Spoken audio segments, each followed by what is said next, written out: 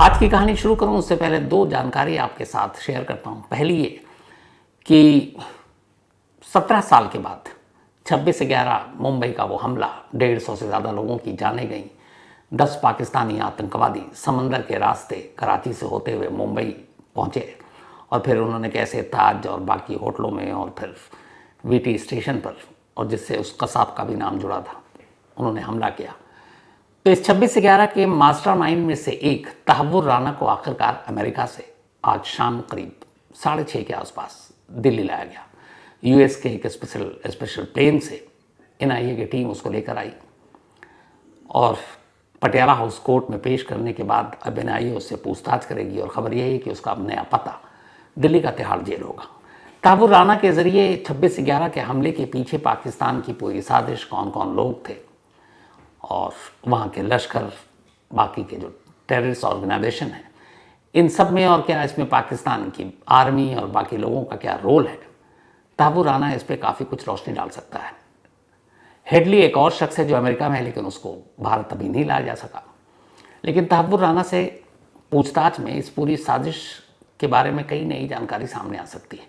हालांकि ये भी अभी सामने नहीं आया कि तहव्वुर राना को अमेरिकी कोर्ट ने, अमेरिकी सरकार ने जो भारत भेजा है, तो क्या उसके साथ कुछ शर्तें हैं। जैसे अबू सलेम के मामले में आपको याद होगा, पुर्तगाल की कोर्ट ने ये कहा था कि ठीक है, हम इसको भेज रहे हैं, रिपोर्ट कर रहे हैं, लेकिन आप इसे सजाए मौत नहीं देंगे। तो इसलिए अबू सलेम को जेल में तो रखा जा सकता है, डेथ पेनल्टी नहीं दी जा सकती। लेकिन तहव्वुर राना के मामले में अमेरिकी अदालत या अमेरिकी सरकार ने क्या कोई ऐसी शर्त भारत सरकार के सामने रखी है कि आप इसको सजाए मौत नहीं देंगे? यह अभी क्लियर नहीं है। ये आने वाले वक्त में शायद अमेरिकी सरकार या फिर भारतीय सरकार इसका खुलासा कर दे। तो अब ये धीरे धीरे पूछताछ के बाद सारी चीज़ें सामने आएंगी। तो ये तो रही तहव्वुर राना की बात। 17 साल के बाद आखिरकार भारत उसे लेकर है। पाकिस्तानी आर्मी में डॉक्टर के तौर पर काम कर चुका है तहव्वुर राना। बाद में ये कनाडा चला गया, फिर इसने कैनेडियन सिटीजनशिप ले ली और इस वक्त कनाडा का वो नागरिक है। और 26/11 में इसका एक बहुत बड़ा रोल रहा है, क्योंकि इसी ने वहाँ पे मुंबई में इमिग्रेशन का दफ्तर खोला था और इसी ने हेडली को बुलाया था वहाँ पर अपना स्टाफ बनाकर। और वो हेडली ही था जिसने पूरी रेकी की थी, कहाँ कहाँ कैसे हमला करना है। तो आने वाले वक्त में इसके बारे में और जानकारी मिलेगी, आप तक पहुँचाऊँगा। लेकिन कहानी शुरू करूँ उससे पहले एक और अजीब कहानी। ये कहानी आई है बरेली से। बरेली की एक महिला बरेली में एक दो नेताओं को ब्लैकमेल करना चाहती थी। पहली कोशिश नाकाम रही, उसने दूसरी कोशिश शुरू की और उसके लिए एक ज़बरदस्त प्लानिंग की। इस प्लानिंग के तहत 30 मार्च को अचानक पुलिस को एक कॉल जाती है। कॉल में कहा गया कि एक महिला को किडनैप करने की कोशिश की गई और उसे बदमाशों ने गोली मार दी है। पुलिस मौके पर पहुंचती है, घायल महिला को अस्पताल ले जाती है। अस्पताल में उसका इलाज होता है, महिला से पूछताछ होती है। महिला बताती है एक गाड़ी में कुछ लोग आए, उसे उठाकर ले जाने लगे। उसने विरोध किया, उन्होंने गोली चलाई, गोली उसके सीने के पास लगी और फिर वो भाग गए। लेकिन उस महिला के बयान और बाकी चीज़ों से पुलिस को कई शक थे, क्योंकि सीसीटीवी कैमरे में उस तरह की कोई गाड़ी दिखाई नहीं दे रही थी। बाद में जब डॉक्टरों ने चेक किया और जब मेडिकल रिपोर्ट आई तो पुलिस दंग और हैरान।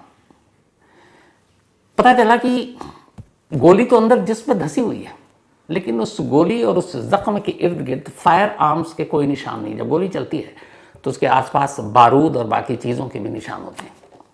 तो एक तो वो निशान नहीं, और जहाँ गोली लगी वहाँ एक कट का मार्क था। तो गोली कभी चाकू की तरह कट का मार्क तो बनाती नहीं है, तो फिर ये कट का मार्क क्यों और फायर आर्म के कोई निशान ही नहीं मिल रहे। डॉक्टरों ने बड़ी डिटेल से जब उसकी तफ्तीश की तो हैरान हो गए, और जब उन्होंने पुलिस को बताया तो पुलिस और दंग हो गई। पता चला इस महिला को कुछ नेताओं को ब्लैकमेल करना था। इसके लिए इसने अपनी ही किडनैपिंग और गोली लगने की कहानी बनाई। इसके बाद इसने एक झोला छाप डॉक्टर से दोस्ती की, एक और शख्स से दोस्ती की, उसको अपने साथ मिलाया।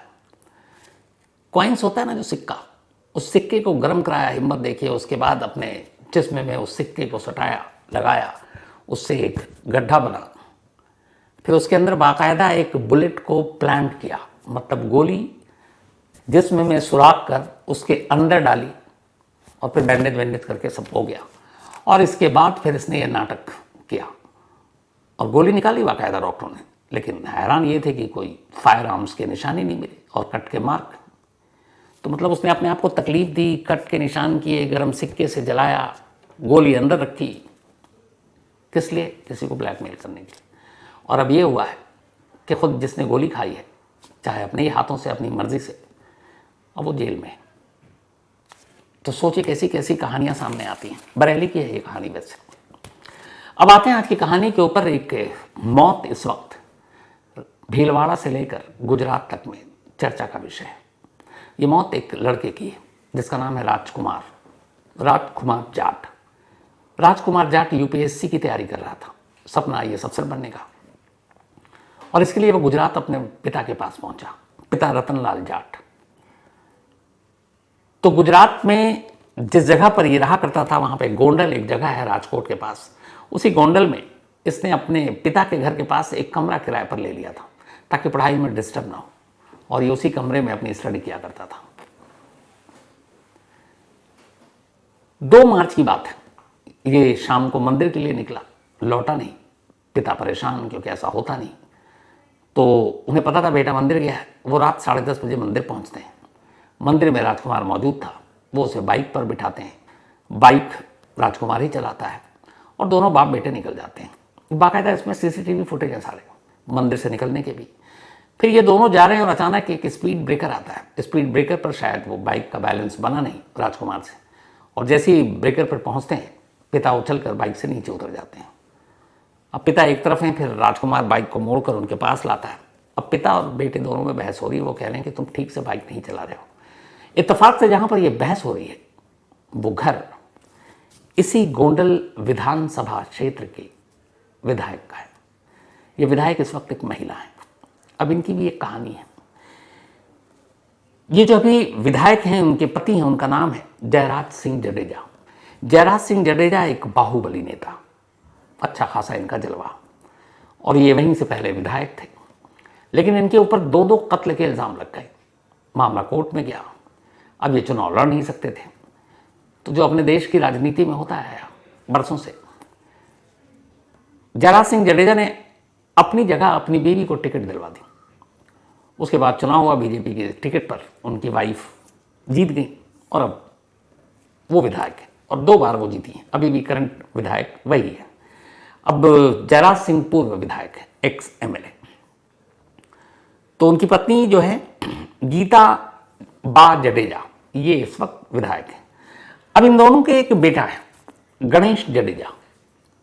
गणेश जडेजा के बारे में कहते हैं कि जयराज सिंह जडेजा के अगले वारिस यही हैं, अब अगली टिकट इन्हीं को मिलेगी, वही विधायक बनेंगे, उनकी तैयारी यही है।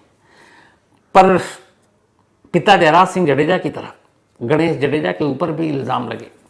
इनके ऊपर इल्ज़ाम था एक दलित युवक को पीटने का। इस इल्ज़ाम में पुलिस ने उन्हें गिरफ्तार किया, जेल भेजा। फिर वो जमानत पर बाहर आया, और इस वक्त भी जमानत पर है।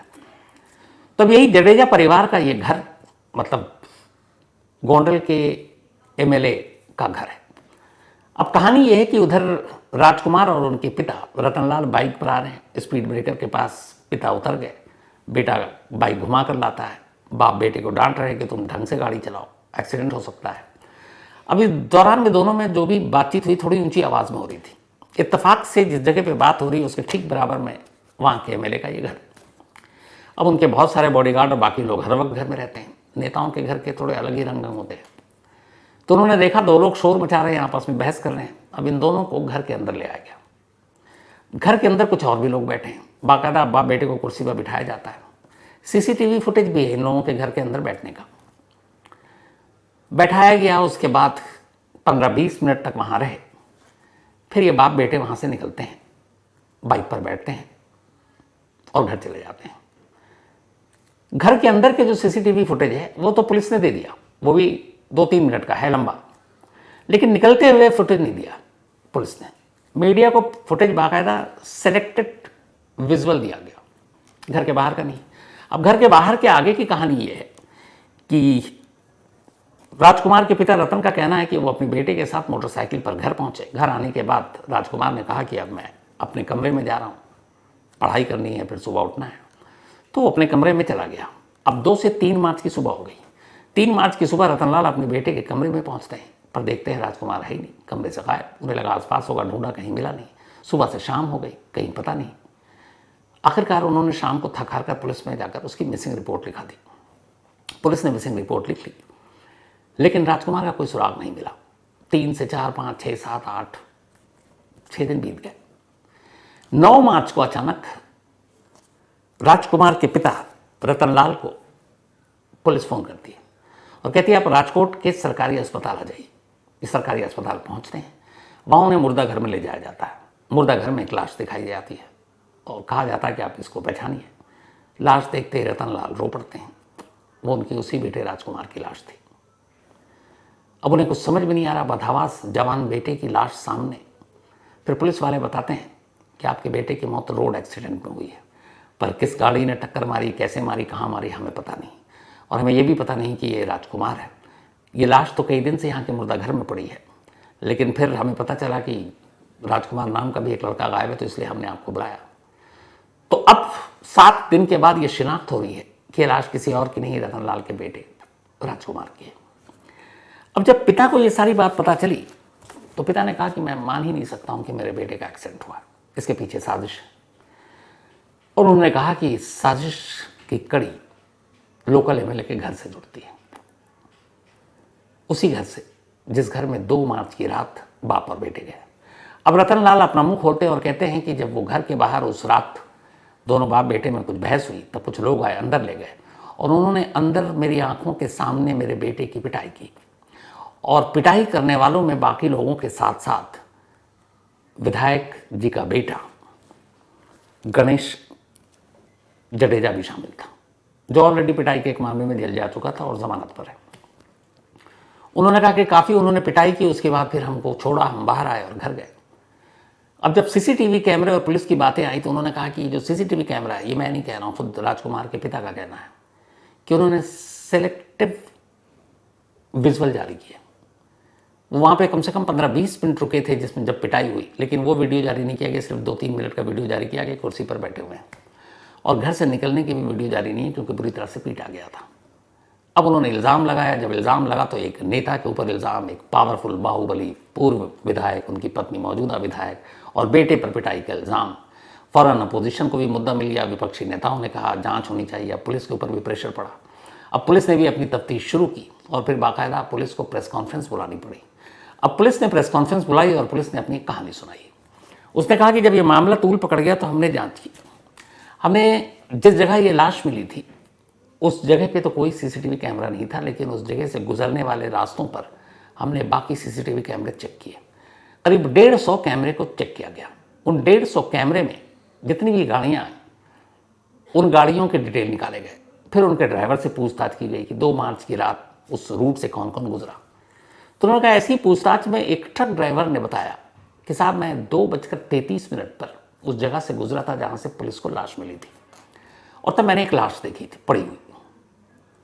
तो उस ट्रक ड्राइवर के बयान के हिसाब से पुलिस को लगा कि 2:33 पर देखा, इसका मतलब है कि 2:25 के बाद से ये एक्सीडेंट हुआ है। अब पुलिस ने फिर से उन 150 कैमरों के बाकी फुटेज को खंगालना शुरू किया और अब टाइमिंग रखा उस ट्रक ड्राइवर के हिसाब से 2:25 से 2:35 के दरमियान, क्योंकि 2:33 पर ऑलरेडी वो लाश देख चुका था ट्रक ड्राइवर। तो 2:25 से 2:35 के बीच में जब सीसीटीवी फुटेज खंगाले गए तो एक बस पर पुलिस की नजर पड़ी और उस बस को देखकर पुलिस को एहसास हुआ कि शायद यही वो बस है जो एक्सीडेंट की टाइमिंग उस ट्रक ड्राइवर के हिसाब से मैच कर रहा है। अब पुलिस ने उस बस के नंबर को खंगालना शुरू किया, उसके नंबर की डिटेल निकाली और डिटेल निकालने के बाद अब उस ड्राइवर तक पहुंचती है पुलिस। वो एक टूर एंड ट्रैवल कंपनी की बस थी। ड्राइवर को बुलाया गया। ड्राइवर पुलिस से कहता है जी साहब ये एक्सीडेंट मुझसे ही हुआ, और वो पुलिस से अपना जुर्म कबूल कर लेता है। कहता है मैं रात गुजर रहा था और मुझे दिखाई नहीं दिया, अंधेरा था और मुझे मालूम था कि मैंने एक इंसान को हिट किया है, लेकिन मैं डर की वजह से गाड़ी ने रोकी और मैं भाग गया।